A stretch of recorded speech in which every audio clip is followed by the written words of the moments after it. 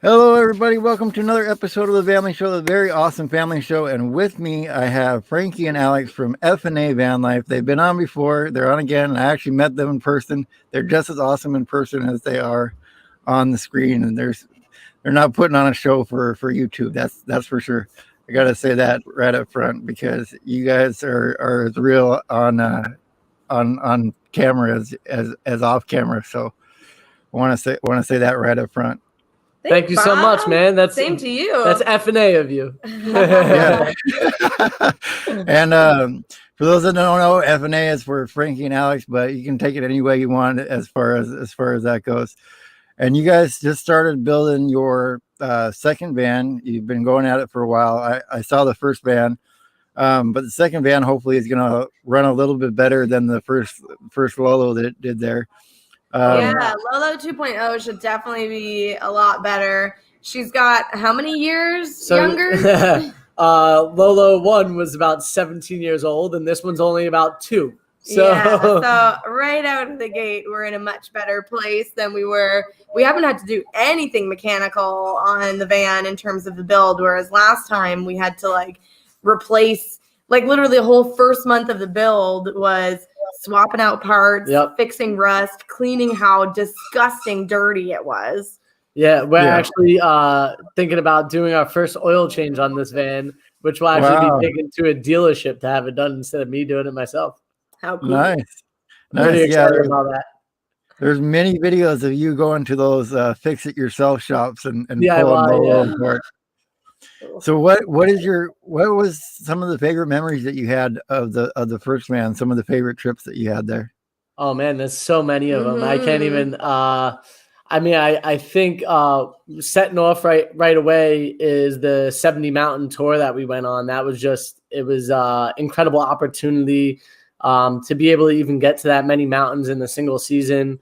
Every mountain was so different and unique, and the people that we got to meet during our travels that were hyping us up and really becoming part of our journey as well. We literally just got messaged by someone on Instagram. Yeah, Did you see that? I read it. Yeah, they're or we asked actually, okay, I'll start over again. They posted something on Instagram on their story that was Frankie and Alex are awesome. You guys should follow them. They're so great. And we were like, wow, thank you so much.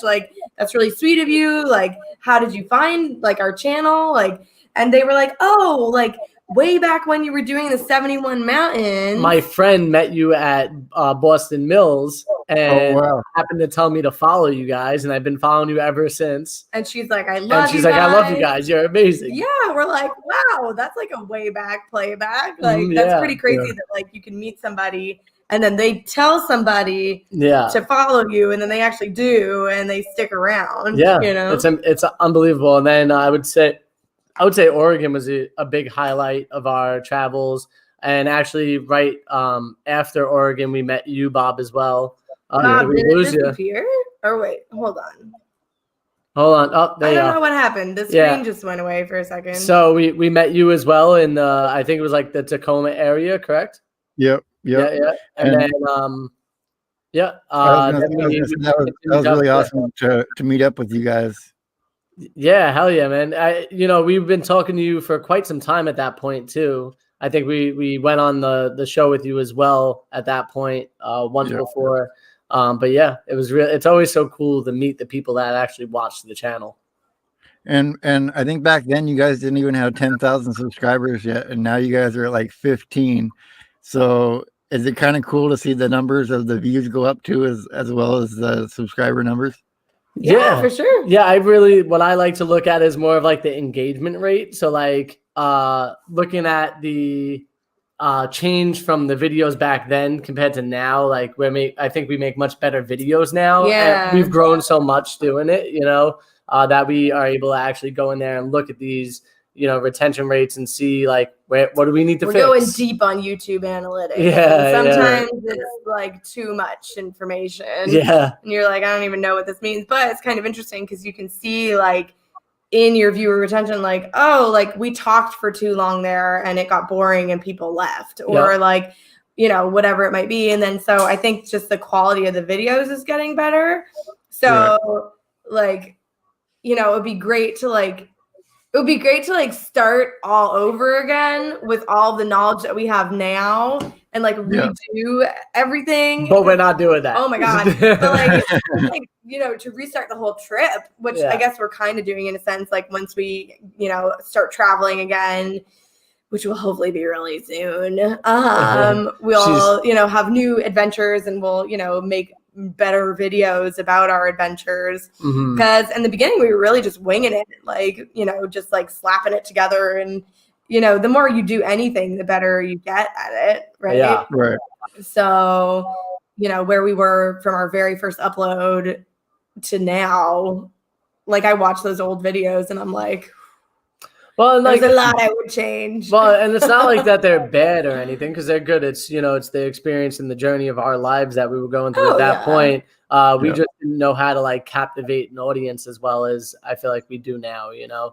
But it's still amazing to go back and it's like having that journal, but it's live. Like instead of just like looking at words in a book, you're actually physically seeing what was going on. It's pretty spectacular to be able to go back and look back at all that good stuff. Oh yeah, for sure. And I kind of want to know if since you're already into the second build, if you had the funds to do it and the ability to do it, would you rather have somebody else build the van out and just be able to pick it up and turn the key? You know, it's such a sensitive subject. I feel like that there's two answers to that for sure. Yeah, I would love to, but then I would like probably be breathing on that person's neck. Like telling them exactly what I want, and probably they're building it with them. And I think that, well, if we had an unlimited budget, it would definitely be nice to occasionally bring in outsource something like a pro or like hire somebody to like do like to help or to like hold things up, you know, just to like make the process easier, or even to be able to like buy the better supply that's like easier to work with that you know, you're not worrying about. Like right now we're looking at countertops. Countertops are stupid expensive. So if we were in Oregon and we could get like a live edge top, it would only cost us like $40 out there. We're in Florida, so it costs us like $800. Yeah, so we're like, so it's like we can't do that. So then I'm looking at, okay, if I buy butcher block, but then that's still going to be like, you know, $170 a slab, and then we need 2 of them, so now it's like a $400 thing, and then it's like, well, okay, so then do we make our own plywood, you know? And then I'm like researching how to turn plywood into a beautiful countertop. And I do gotta say, if we weren't building our own van, we wouldn't have met all these amazing people that have been on our journey recently. We wouldn't have met Steven, who came by and like had some products that he dropped off with us. We're gonna see him again tomorrow, and we're actually gonna see him tomorrow to pick up some more things from him that he had for his build. We wouldn't have met Adaptive Humanity so early on in our travels. We might have met them later on, as well as like New State Nomads and all these other people. Overlanding Interior. Yeah, Overlanding Interior. That's going to hook us up with the upper cabinets. Just like all these different companies that we've, you know, talked to at this point as well. We've had a lot of opportunity, I feel like, because we're building out our own van, you know. That's an exciting thing about it. Yeah, is it frustrating? Definitely. Is it time consuming? Yeah, but you know, you hope that that you could get past all those things, because the journey that you're going to be on after building it is so totally worth it. You know. Yeah, and we got a few people in the house. We got Char Hart on Vanlife Mode is in here too. Koneman Studio. I know you guys usually do this song. I'm not very good at this. In the house. We got Bob in the house. We got Ava in the house. We got Bob in the house. And you guys usually get a lot of people in your lives going on, and I noticed that's picked up. You've had more and more people in there, and you had a bunch of names written on the inside of the van. Yeah, so what was some of the fun ones that you write in there? I noticed that the Do Epic Shit is still on there. We haven't covered the doors up yet. So yeah, Do Epic Shit and No Regrets is still on the back. And you can kind of see Hop from Hope. Yeah. So you can, it's like a hop. As well as the fact that I think I spelt regrets wrong at first and then had to go back and put me in it. So you had one regret then of spelling regrets wrong. Right? Yeah, exactly. No regret. Yeah. But yeah, it was super fun. We did a live stream for that, and we had all of our followers was kind of, you know, wanted them to be part of the van build too. And so by getting their names on the inside of the walls, you know, obviously it would be great to, I mean, aesthetically probably not, but like to have them on the outside of the walls. Yeah. But you know, to have them on the inside of the walls, it's kind of like they're at the heart of the van build. Yeah. Right. And I mean, if it wasn't for all these people like cheering us on and watching the videos, it would be a lot harder for us to do this. You know, it brings a lot of good energy to us when people let us know that the build is looking great and that, you know, they're loving what it's coming out to become, you know, and it's just, or even giving like suggestions on things. Oh, like maybe you guys should do it like that, or like check out this material. And like, because once again, we aren't experts at this. We're still learning every day. So when we get information that is well needed, and before we close up the walls or something, and we get that information before, it saves us, you know. Right. And I like how you put if you look at their latest video, you're making a U-shaped bench back there with the table. And I like how you're setting that up. That's pretty cool. Is that something that you learned from the first one rather than just have a bed that's there all the time? It's more utility to have the table set up like that. Yeah, I think that like, so last time we had the high bed that you couldn't sit up straight in because the roof was too low, but we wanted to be able to fit our bikes underneath the bed because we thought we were going to use our bikes all the dang time. Yeah. But then we never used our bikes. They were so annoying. Then we bought a bike rack to put them on the outside of the van and then just dragged the bikes all over several town. times. So we ended up selling the bikes, selling the bike rack, like got rid of all of it. And then we, you know, but then by that point, you don't have any flexibility in where your bed is because you've like hardwired mounted it into your van. And then I think the more that we were on the road and like working on the road, you know, doing YouTube and, you know, that comes with a lot of emails and time at your computer and editing. Yeah, so what we realized is that space is very important to us, just with the fact that we're going to be doing a lot of work. We could sit across from each other and not have to worry about like sitting side by side all the time. Or even like have friends over to like come and like play a game or something. Yeah. So we want to have like a really multi-user friendly space. Yeah. And then we could also put the bed up in a way when so that's the other thing. It's not just going to be it's going to be a U-shaped couch that also converts into a bed, but then it's also going to have a bed on top of it that raises up and down. Yeah. Oh, that's cool. That's cool. So you have like a bunk bed situation. So you can have a sleepaway van camp. Yeah, exactly. Yeah, so we actually are making that whole system ourselves. The Happy Jack system is just way too expensive. I think it's like $3,000 to $4,000 for that system. So we're doing that whole bed system for around $1,000, which is quite a bit cheaper, you know. Once we actually start building it, I'm sure there'll be some extra bills that come with it. And on Vanlife Mode wants to know, do you guys fight much to make decisions? She has fights with her husband Vlad, so she wants to know. Yeah, I mean, you're two different people. Always remember that you're two different people. So the way that you attack things both is different. Even though you're spending most of your time with that person, Alex and I have completely different decisions on how to build things a lot of the time. I think our biggest like problem isn't that we don't agree, it's that we don't know how to communicate. Like I'll be like, well, if we just put that corner with this corner and then smash it, and he's like, that makes no sense. And then he tries to explain it, and I'm like, that's exactly what I said, but like, you know, different. You know what I mean? Yeah. And so it goes back to that, like, you know, just the way that our brains work around like, okay, put this here, put this here, put this here. It like, for me, it's like ABC. For him, it's like CBA. It reminds so it's just, you got to remember. It reminds me of this like audiobook that we listened to when we were traveling in our last van. And it was like how to talk with strangers. And it was all about how there's so much miscommunication among strangers, right? But here's the thing. We're not strangers to each other, but there's still miscommunication. So it just goes to show how easily it is to be misunderstood.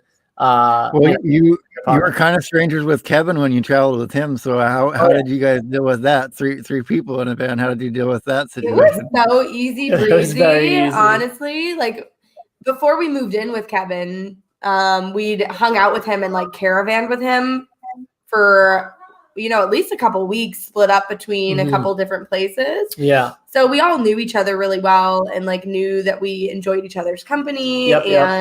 But when you have your separate living spaces, then you can be like, all right, have a good night. And then, you know, go back to your van and close the door. And have your evening or whatever. Whereas when you're living with them full time, it's definitely different. Oh yeah. And so with Kevin, it was really pretty simple. Once we had the space sort of organized to where his stuff was and where our stuff was, and we kind of knew where all that was going, it made the living so much easier.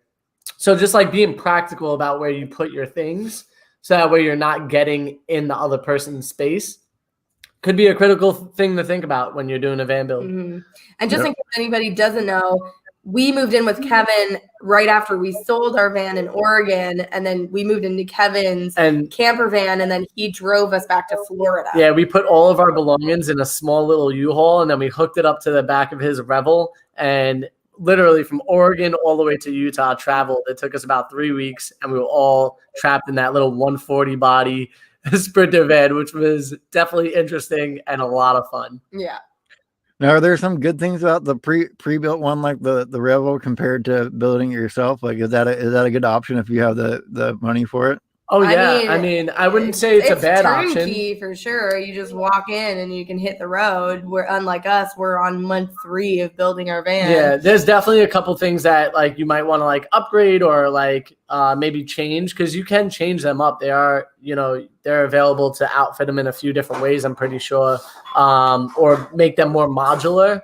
But yeah, they have like the bed lift system and all that stuff in it, so you could put a dinette area underneath if you want to. You could definitely make it more user friendly than what it was for him, but he was also using it for a single male, so like the way he was using it was kind of good, perfect for him. But yeah, I think he's about to make some changes when it comes to his rig as well, so I think that speaks volume on the, you could definitely pay for something like that, but I feel like that a lot of people want it to be their home and not like a cookie cutter type of home. If that makes sense. Oh, are we frozen? I think we froze. Could you fill my water bottle while we're frozen? I'm wondering if we're frozen on our end. Oh, well, maybe, or else they're just watching us get our water bottle going. My allergies are really bad right now for some reason. Yeah, like my nose feels like it's bad.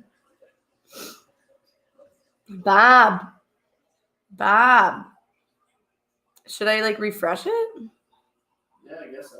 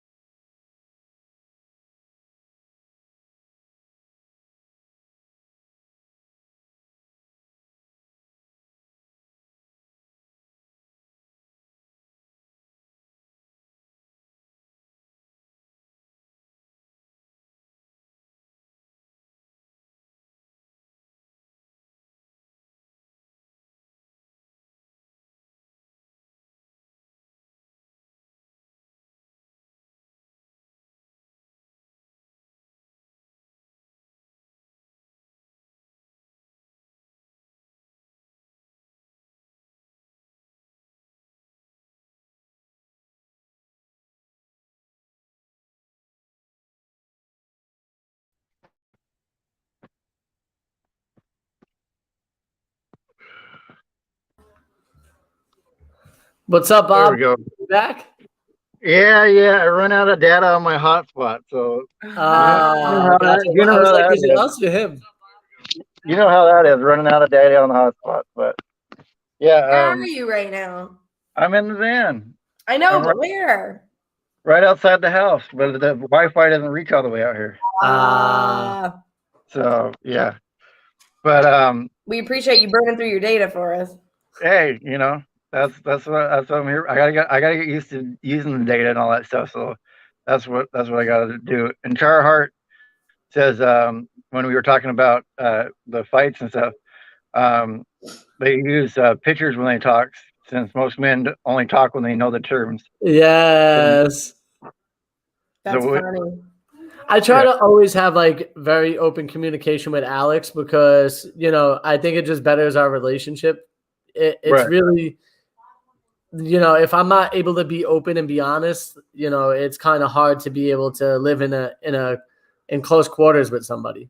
You know what I Right. mean? So always we try to do whatever we can to have a good line of communication. Right.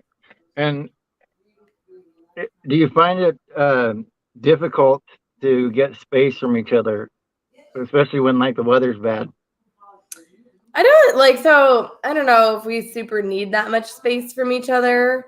I feel like when we do, it's kind of like I'll be on one side of the van, with my, earphones in watching something, and he's on the other side, or like I'll be doing yoga and he'll be, editing a video, and then it's like you spend time not talking to each other. And like, what's the terms of like when the weather's bad? Because when we were in Washington, there was like 3 days in a row where it was like really rainy and we were parked up at the spot. Best 3 days ever. But Alex got to relax, and I actually kind of walked around by the river when it was raining. Like I kind of like to be outside in moments just, like that. Listening to the rain on the roof, and you're reading a book, and you're nice and cozy, and I was literally like, we're not like, let's not go anywhere because this is everywhere is rainy. We have a perfect, beautiful spot. Like, let's just ride this storm out. Yeah. And like relax for a couple of days. And then like to go into like the snowstorm part of it, if there was snow, we'd probably be on a mountain somewhere. So that kind of lightens up the load a little bit in the sense of like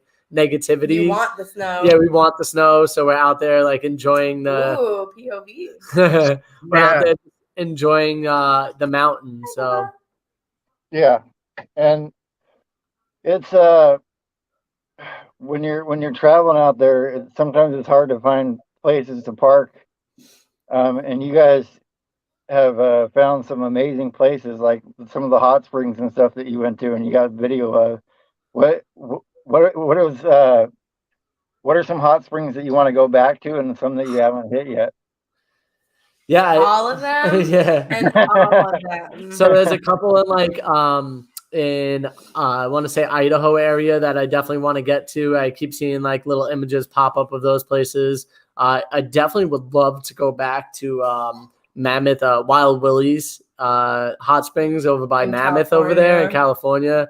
And we've never been to the Umpqua hot springs in Oregon. So that's definitely one that interests me as well. I feel like the best ones, like when we were hanging out with our friends in Oregon who are from Oregon, they know all the like little secret ones, because like obviously there's ones that are very much like, the more popular ones that you go and there's always other people and, it's a big deal. But then the more kind of like remote, secluded ones are the best because you go and it's basically like you have a private little pool all to yourself. And those are definitely the best. And like going midweek is the key. You don't want to go on the weekend. You want to go midweek. Unless you're looking for a party, because I feel like hot springs can turn into a quick party. A little boozy like hangouts, but we're not really into that. You guys have a podcast as well. So is it FnA podcast that they can find that?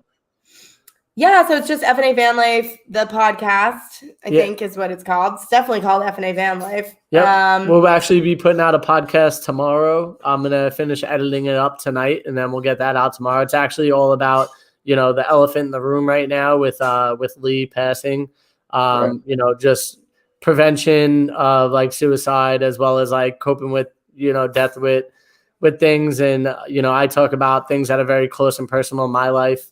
And it with my dad and stuff. And, just dealing with people that have, very deep depression issues. We just got to always remember to like keep our ears and open and listen and, give feedback when we can. And also just like let people know that it's okay to seek help. It's definitely something that people are scared of sometimes, but like those people have your best interest at heart, you know, so always try to seek help. And yeah, we just want to see you guys be happy and find what's the root to it if you can. Yep. And that's why the little things down there on the bottom of the screen, and why I donate to the Suicide Prevention Lifeline. And I've had those issues myself and talked about it on here. And I once you talk about it and get that elephant in the room out in the air, it's a lot better. And just your guys' videos and people on here, just that has helped me get through a lot of bad stuff. So yeah, that means so much to us, man. Like, you know, the fact that we can help anybody out, you know, we're so grateful for that.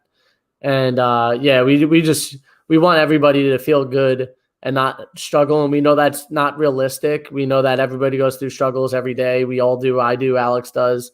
And van life looks pretty perfect on the internet, but it's not always that way in real life. No. And so I feel living on the road's hard in itself.